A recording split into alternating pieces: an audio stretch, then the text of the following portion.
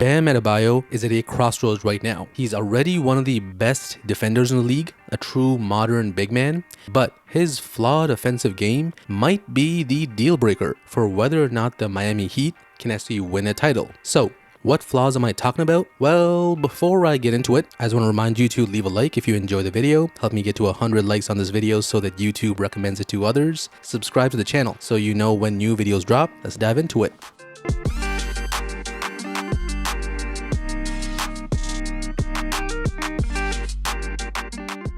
So, what I want to make perfectly clear first, when Bam broke out back in 2019, I was an Adebayo truther. I saw the defensive versatility, the physical tools, and thought that once he developed his offensive game, things would look scary. But 2 full seasons since that bubble playoffs, Bam is still a limited offensive player, and I see the reality exactly as it is, not for what I'm still hoping for what it is.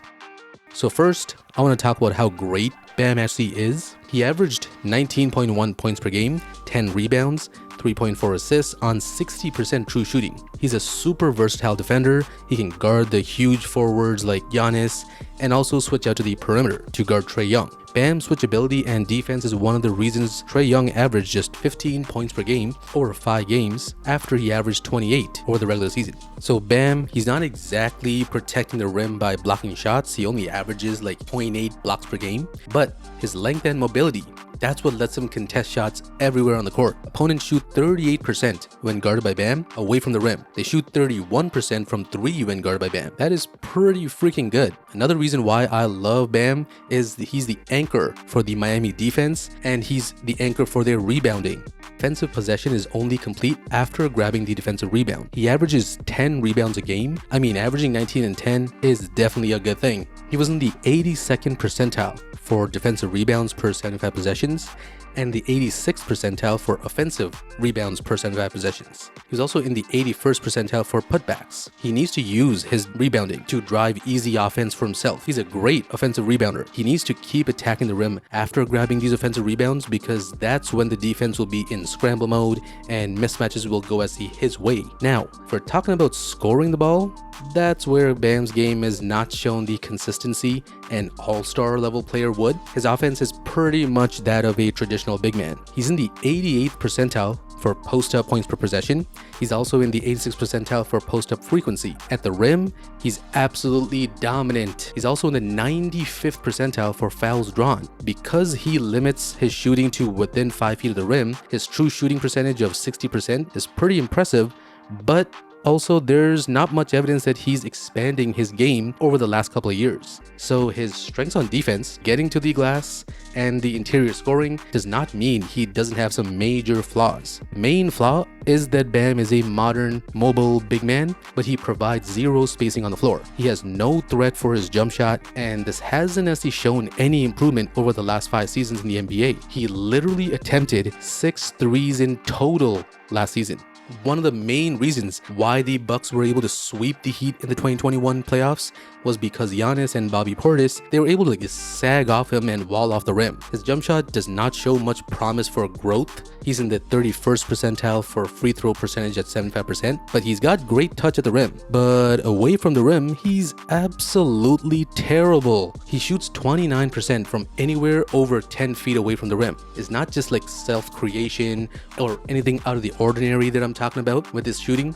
On pull-up jump shots, and this is literally all 2-pointers since he literally doesn't take any threes. On pull-up jumpers, he shot 35%.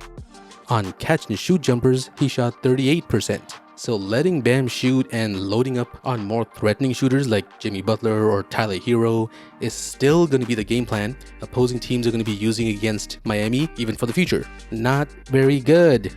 Another flaw in Bam's game is his mentality on offense. He has like a lack of aggressiveness on a consistent basis on offense. Heat fans really never know if Bam's gonna go off for 30-35 and take 17 shots, or take 8 shots and have no impact on the game offensively. It sometimes also changes from quarter to quarter. Even though he has shown the flashes of being a strength-based driver, he only averages 3.6 drives per game. To put that into context, Gabe Vincent, he averages 5 drives per game. Kyle Lowry averages 7 per game. Tyler Hero averages 11 per game. And I could also argue that Bam would be able to get all the way to the rim and much more easily than all those 3 players anyway. Even isolation possessions, he only averages 1.3 ISOs per game. The reason why I call his lack of aggressiveness a flaw is that even though he doesn't ISO that frequently, he's in the 83rd percentile for ISO scoring. His skill set will be very useful in a fast-paced offense, but the Heat play at a super slow pace. Bam is in the 65th percentile for transition scoring, mainly because he's only involved in about 3 transition possessions per game, not that frequently.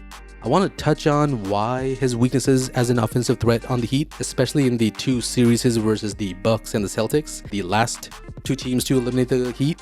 In the Eastern Conference Finals versus the Celtics, Bam averaged just 15 points per game, 8 rebounds a game, and 2.5 assists a game. He wasn't even all that dominant on defense, averaging just 1 block or steal per game. He only averaged 11 field goal attempts per game as well. In games 1 and 2, he took a total of 10 shots. How is this acceptable for a player that's supposed to be the second best player on the team? In game 4 of the Eastern Conference Finals, all 5 starters combined for a total of 18 points, the fewest points by a starting lineup in the playoffs in the last 52 years. The Heat lost that game 4, of course. Bam had 9 points on 3 for 5 shooting. In a game where the best player, Jimmy Butler, is having a bad shooting night, championship level teams need that second player to step up and keep the team afloat. Bam did exactly the opposite and was part of a historically bad playoff performance by a team. Overall, in the playoffs, he averaged 14.8 points per game, 8 rebounds, and 2.5 assists. He did also average 1.7 stocks, which is steals and blocks. Averaging under 15 points per game is not what the second best player contributes to a true championship level team, especially one with a more balanced offense instead of one over-the-top superstar dominating the ball. Even the year before, in the first round of the 2021 playoffs, when the Heat were swept by the eventual champion Bucks, Bam again only averaged 15.5 points, 9 rebounds, 4 assists. Bobby Portis and Giannis literally ignored Bam so they can help at the rim and wall off the paint, turning Miami into a jump shooting team. And Bam's lack of spacing and threat as a shooter only put that much more of a burden on Jimmy Butler to really carry the load once again. The fact that Bam looked shook on offense during the Eastern Conference Finals opened my eyes to the fact that he's not a natural scorer. His mentality is to be a glue guy, an interior presence. And the Miami Heat really didn't do much during the offseason in free agency. They just seem to plan on running it back. I don't see evidence that is telling me that Bam is going to be more aggressive on offense, and he hasn't actually developed a 3-ball at all. To be a non-shooter in this era of the NBA, it's never going to work. And players that don't even take threes will always set a cap, a limit on the ceiling of the team. Even Giannis, he still takes threes for this very reason. You have to make teams pay for leaving you wide open.